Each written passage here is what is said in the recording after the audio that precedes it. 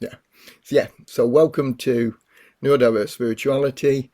And in this session, we're going to look at the gifts and challenges of neurodiversity and how that relates to spirituality.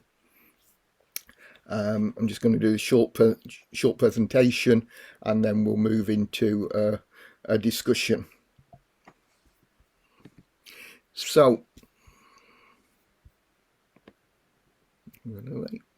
when I'm talking about neurodiversity, I'm thinking about differences in how our brain works and looking particularly at, if you like, diagnosable conditions, although generally speaking, neurodiversity is just the range of ways in which we tend to think and our brains tend to work, and could include introversion, extroversion, and other sort of personality types if we're more open-minded or more closed-minded and so on.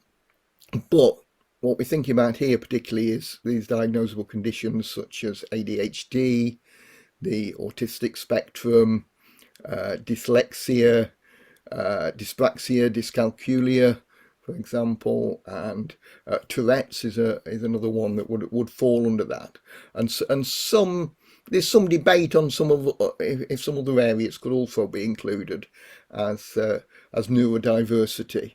We're not talking about an illness or a dysfunction as such. We're talking about differences and thinking of them in terms of just different ways in which people think. And these differences come with a number of, some people talk about strengths and weaknesses, and in our context, I want to think of them as gifts and challenges, so that we may have a particular gift that comes from being and is related to being on the autistic spectrum, for example. But that doesn't mean everybody on the autistic spectrum would have that gift necessarily, just that it does tend to be related, and similarly with challenges that we have. And we've been discussing these, I said, for about a year now. We've met each month, and we've discussing how these differences might impact our spirituality. Now, it's quite a broad term we're thinking of in terms of spirituality, maybe broader than just religion, although there is an overlap between spirituality and religion, and I'm aware of that, although some people may identify as spiritual and not religious. But in spirituality, we're thinking about different spiritual practices. These might be meditative ones. These might be forms of prayer. There might be things that we do that help us spiritually, that open us up spiritually. And we're also thinking about spiritual experiences. These might be experiences of the Holy Spirit, experiences of usually positive, of where we're guided or hear God and so on, and right through to visions or dreams and very mystical experiences that that could include. And in that, obviously, the connection with the divine, connection with God, connection with the Holy Spirit, and some people might have always thought of it as thought of that experience of God, and we've talked a little bit about how people's understandings and faith may change in time, and so I just want to open that up and say connections to the divine in a way that that understanding may vary and over the years of people's experiences, but that's still very valid, and we still are interested and want to look at that. And some people may come from a very different background and think of that in different ways, but we want to include spirituality, and spirituality is a key idea in what we're looking at in this. So that's sort of where these discussions have been, and some of the specific areas that we've been looking at. I just want to run through very quickly. We won't be able to work through all of these, and I could talk for the whole session and feedback a lot of what we've said for this, but I want to get into the breakout rooms and begin to discuss these further. But we've looked at a number of areas. We start off looking at logic and intuition, and we frame that in terms of left brain and right brain spirituality, right? Left brain and right brain thinking, meaning the left brain is more works with logic and reason, and the right brain more creative in its thinking and intuition. And we've looked at empathy and different experiences of empathy, and people that are neurodiverse have identified a number of different ways in which they've experienced empathy. It might be some people might find it a challenge to put themselves in someone else's shoes and imagine the world from someone else's perspective, but intuitively they may feel other people's emotions, and someone also may have a great compassion, but somehow in their communication they don't seem to be understanding someone else's viewpoint, and yet they have a strong compassion and maybe want to help and give in other ways very strongly.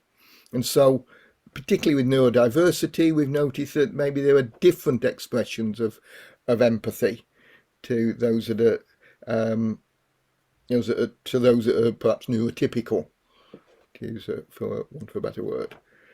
We've also talked about sensitivities, and by sensitivities, sensory, all our different senses, and we can be easily overwhelmed, but also be very acute in picking things up sensorily.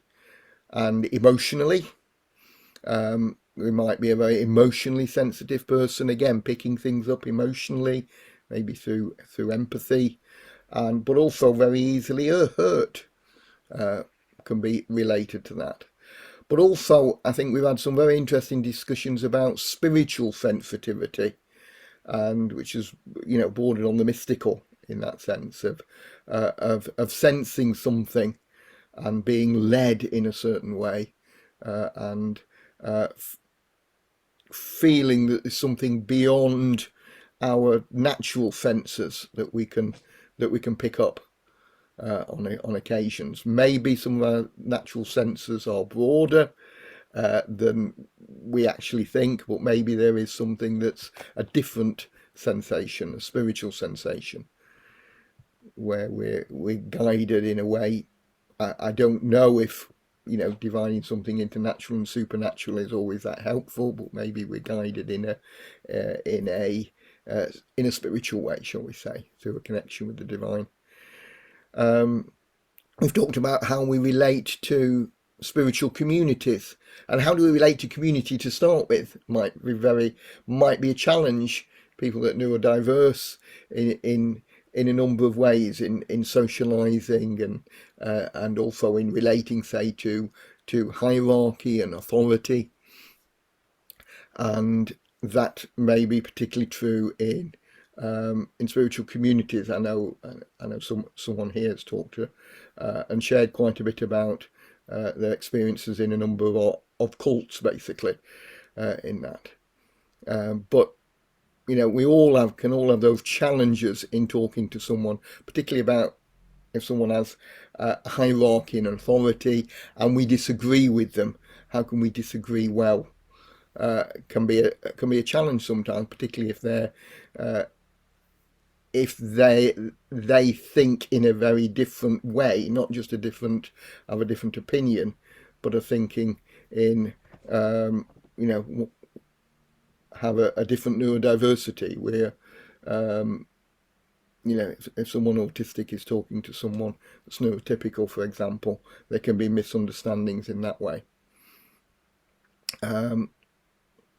So we talked a little bit about what we framed as spiritual crises, and that linked into a further discussion about this topic of deconstruction, of thinking through what we think and believe, and that changing over time, and as we reinvent ourselves and we rethink those ideas, and how that can affect us both in conversations with others and in our own particular faith journey. You know, it can feel like, I think someone used the phrase meltdown. It can feel like a spiritual crisis or a spiritual meltdown. That it, you know, and meltdown again is a very specific term of being overwhelmed by so much. And we've also looked at how we relate to contemplative practices and how people have found contemplative practices useful. Whether that's mindfulness, whether that's some forms of visualization where we're guided in a meditation, for example, and we did have practiced some of those. But what I want to get you thinking about today is, what could we explore further? What can we explore further of the different gifts and challenges? They may sort of run into each other. You may want to think of them in terms of gifts and then in terms of challenges. But what could we explore further of the different gifts and challenges that neurodiversity brings to spiritual life? These might be new. They might be something I haven't mentioned just that we've been looking at, or it might include any we've already mentioned where we could go deeper. So I'm going to have a discussion about that. So if I can, oh, Nets, is there any comments on the chat that I could take into account? Nets, you muted. Sorry, no. Christian shared a couple of YouTube videos, but that's fine. Okay, yeah, so, okay. So if I can, I'll stop the recording there.